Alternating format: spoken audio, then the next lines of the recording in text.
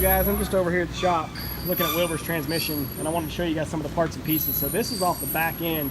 This is that big power transfer gearbox that goes down. So your back of your transmission bolts up here, and this drops down to your drive shaft, to your front and back drive shaft. They said when they took it apart, this tube right here, bolt up on here, there was only one bolt and it was loose. So that's probably a pretty good idea of where I was dripping out all my gear oil. This is just your main case here, but a couple of things we were looking at, they were showing me. This is my torque converter.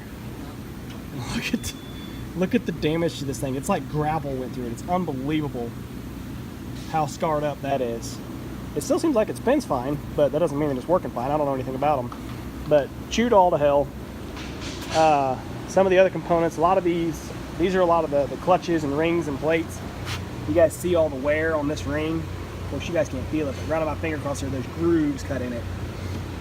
So all that stuff is grooved up. That's all chewed up. Some of these discs and clutch plates you showed me, see, this is actually concave. It's not flat like it should be. It's caved in.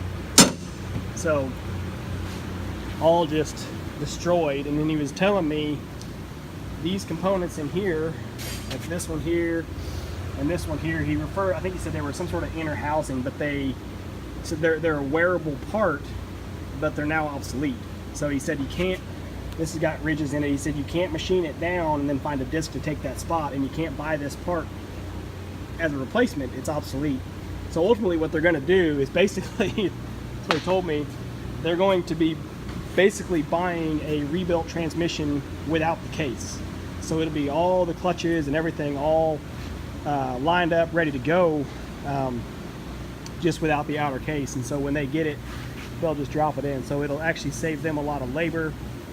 I'm paying a heck of a lot in parts, but it's looking like it's going to be $11,000 to $12,000 probably, parts and labor to get the transmission back together to the point that it's ready to go back in the machine, which is a lot of money.